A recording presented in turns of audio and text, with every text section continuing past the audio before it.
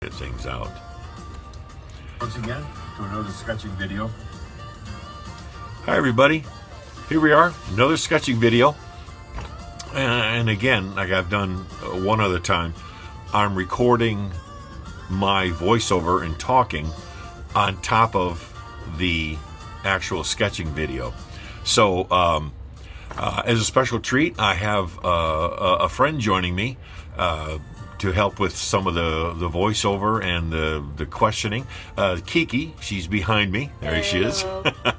So she'll be kind of moderating, so to speak, or adding a few other questions maybe I can't think of.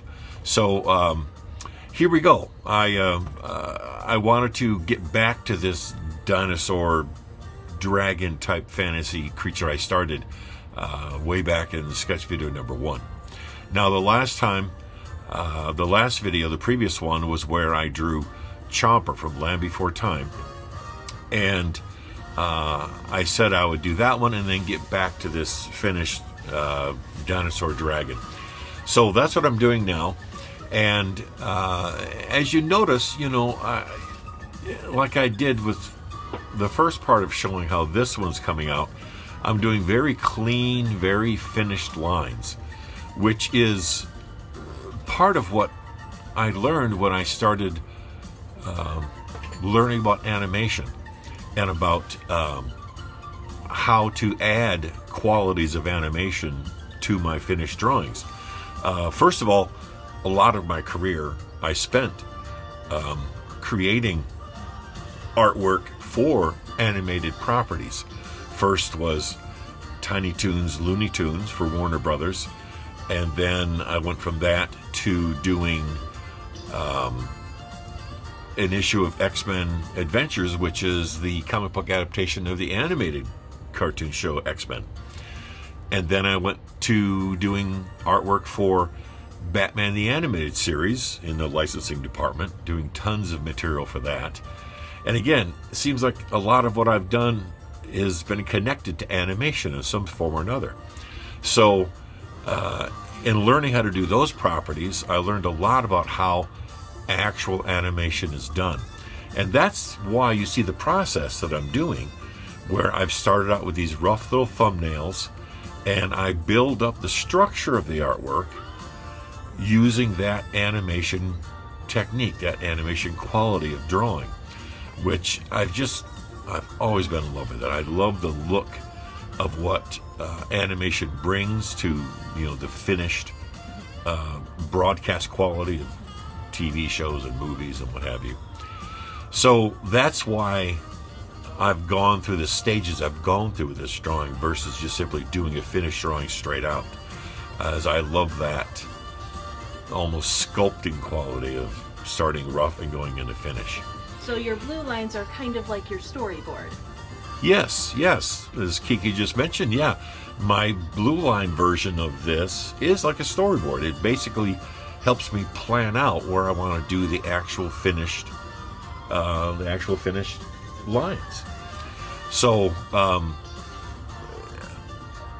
that's where this choice of how I'm doing drawings comes from.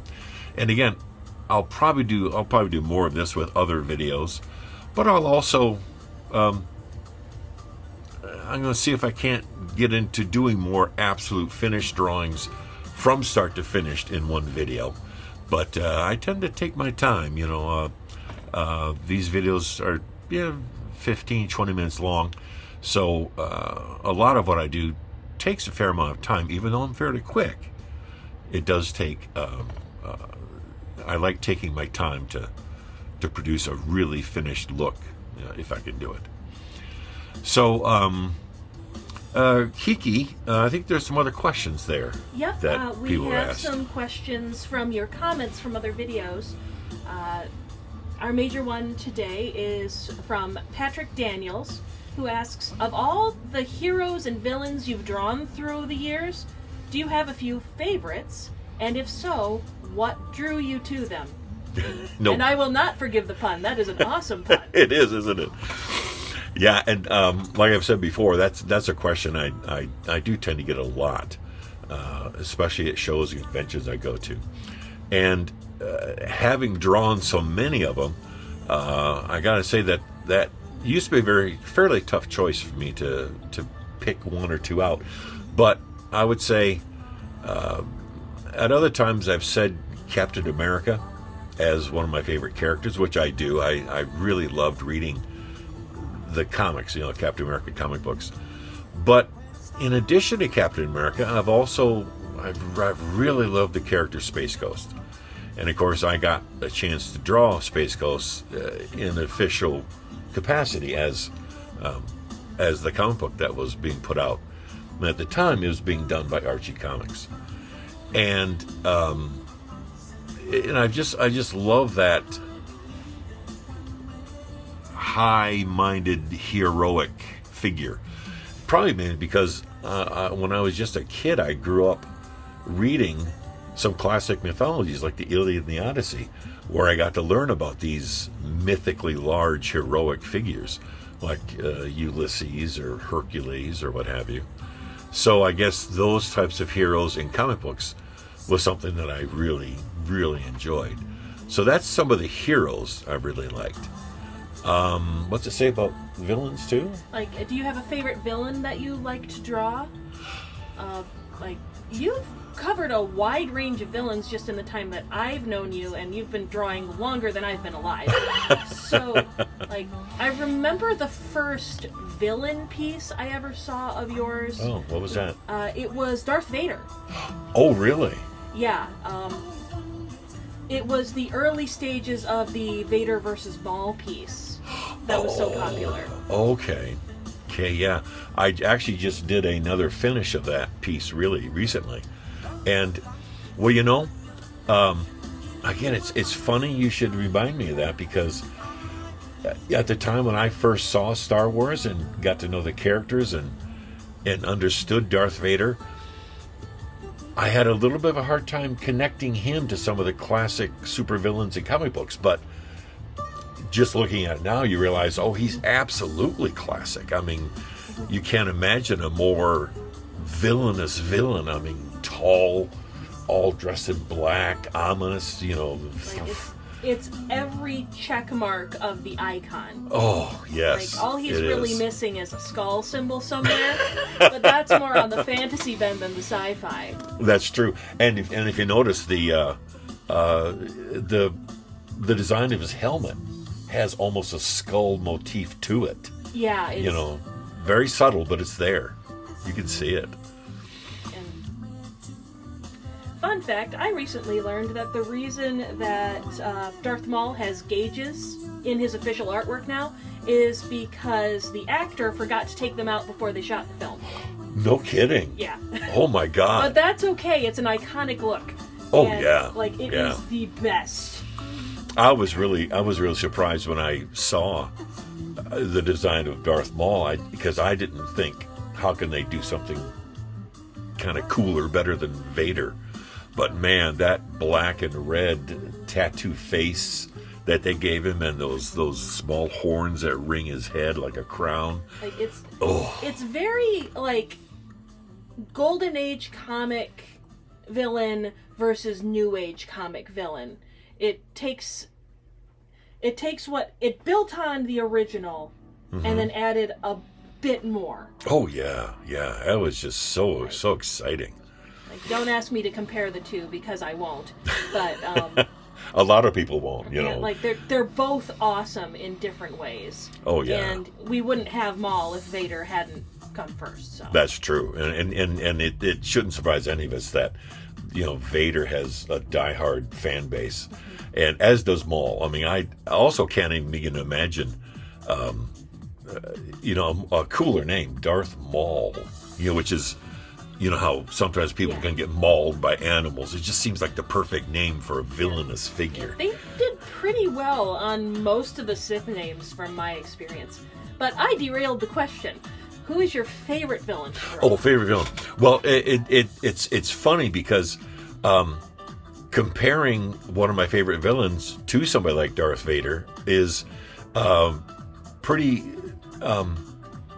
seems pretty obvious now that years later I can see it. But Dr. Doom is one of my favorite villains. Oh yeah, I remember the colored pencil piece you did. Oh yeah. Oh, I've done lots of commissions of Doctor Doom, and there's that classic look. I mean, a dark, menacing, armored face with, you imagine he would have. I could hear a Darth Vader voice coming out of that mask with Doctor Doom. It's just I awesome. could be misremembering this, but wasn't Doctor Doom one of the inspirations for Darth Vader? George Lucas, cites a lot of the comics he read as a kid, and as he stuck to it. So when Doctor Doom was introduced in Marvel Comics, Lucas was right there with it. So yeah, they say that there's a very definite influence there. And how could there not be? Large, heavy cape, and again that helmeted look and dark colors, and it's just awesome, just wonderful stuff. Now, if you notice, folks out there, that as I've been drawing here, you've been seeing me spin the board that I'm working on, which is I've had people ask questions about that too. And the thing is, that's a special drawing board I made where it's a piece of plexiglass that's got a small turnstile knob on the underside of it that sits in a small hole I've drilled in my desktop.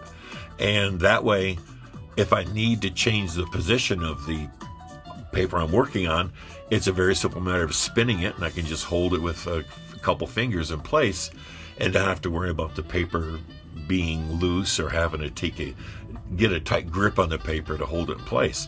So it gives me the ability to change position and to have a better angle to create the drawings that I'm doing. The lines sometimes are awkward to do if your hand's not in the right position. Well, here I can change the paper position and still get those nice clean lines I like so much.